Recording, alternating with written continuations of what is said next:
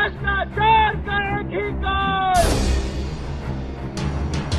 अब मैं आग्रह करूंगा देश के सबसे लोकप्रिय शिक्षा मंत्री और आंदोलन के बड़े भाई हमारे मनीष सिसोदिया जी से कि जनता की अदालत में अपनी बात रखें। आदरणीय मनीष जी।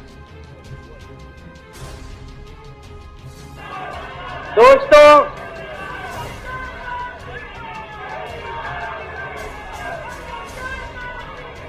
आज आप लोगों के बीच में आके बहुत अच्छा लग रहा है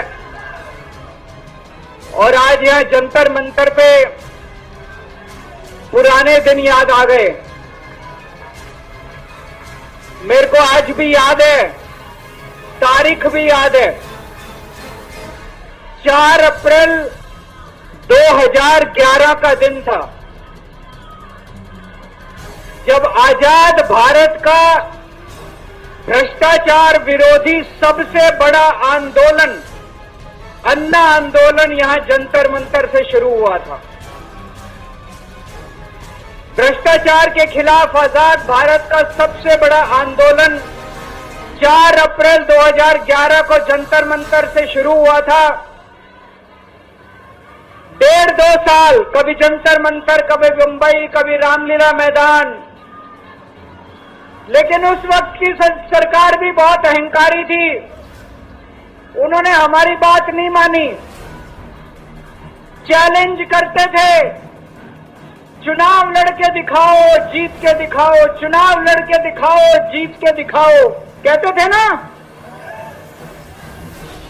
हम तो छोटे से लोग थे, हमें तो चुनाव लड़ना नहीं आता था और चुनाव लड़ने के लिए पैसा चाहिए, गुंडे चाहिए, आदमी चाहिए। हमारे पास तो ना पैसा था, ना आदमी थे, ना गुंडे थे, हम चुनाव कैसे लड़ते?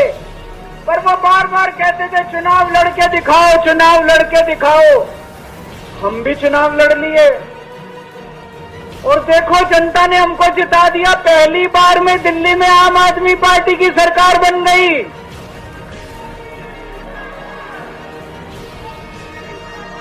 देश के अंदर हमने 2013 में चुनाव हुए थे, देश के अंदर साबित कर दिया ईमानदारी से चुनाव लड़े भी जा सकते हैं और ईमानदारी से चुनाव जीते भी जा सकते हैं। जेल से बाहर आ गए और जेल से बाहर आने के बाद मैंने इस्तीफा दे दिया। आपके मन में ये चल रहा होगा कि केजरीवाल ने इस्तीफा क्यों दिया। मैंने इस्तीफा इसलिए दिया क्योंकि मैं ये सब करने के लिए, गंद करने के लिए नहीं आया था, मैं भ्रष्टाचार करने के लिए नहीं आया था, मैं सत्ता का लालच, सत्ता की भूख नहीं है मेरे को सीएम की कुर्सी की भूख नहीं है।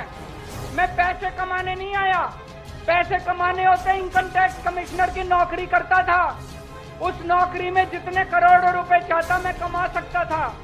पैसे नहीं कमाने, देश के लिए आए थे, भारत माता के लिए आए थे।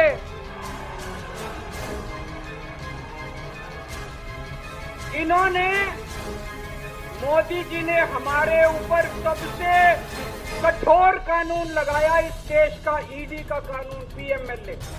उसमें बेल भी नहीं मिलती, उसमें बेल भी नहीं मिलती, लेकिन केस फर्जी था।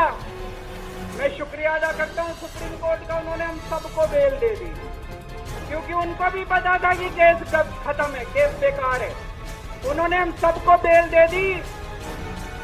लेकिन जैसे मैंने कहा, मैंने केवल ईमान, जब मैं जेल से आया मैंने मन में सोचा था जब तक कोर्ट मेरे को बाइज्जत बरी नहीं कर देता मैं दोबारा कुर्सी पे नहीं बैठूंगा।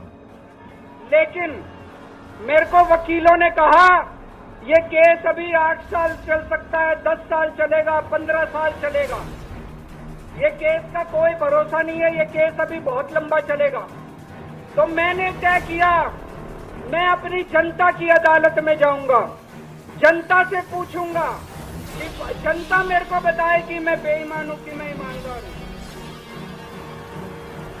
मैं दाग के साथ नहीं जी सकता, दाग के साथ काम करना तो दूर की बात है, मैं इस दाग के साथ मैं जी भी नहीं सकता। इस्तीफा दिया।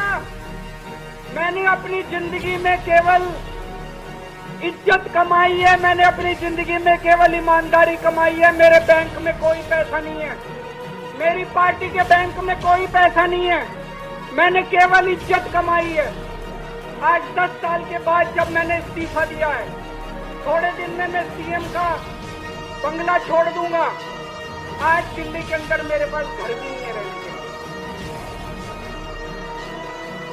मेरे को कई लोग कहते हैं कैसा आदमी है यार तू, 10 साल राजनीति करी, 10 साल सीएम रह गया, 10 साल में तो 10 कोठियां बन जाती, 10 घर बन जाते, 10 प्लॉट बन जाते। मैंने कुछ नहीं कमाया 10 साल के अंदर, केवल आपका आशीर्वाद कमाया, आपका प्यार कमाया है 10 साल के अंदर। और उसी प्यार का नतीजा है आज जब मैं घर छोड़ूंगा, मेरे पास इतने लोगों के फोन आ रहे हैं, इतने लोगों के मैसेज आ रहे हैं, जी मेरा घर ले लो, मेरा घर ले लो, मैं किराया नहीं लूंगा, मेरा घर ले लो। मैं आप सब लोगों का शुक्रिया अदा करता हूं। अभी श्राद्ध चल रहे हैं, श्राद्ध खत्म होने के बाद जैसे ही नवरात्रे शुरू होंगे, मैं सीएम आवास छोड़ दूंगा और आप में से ही किसी के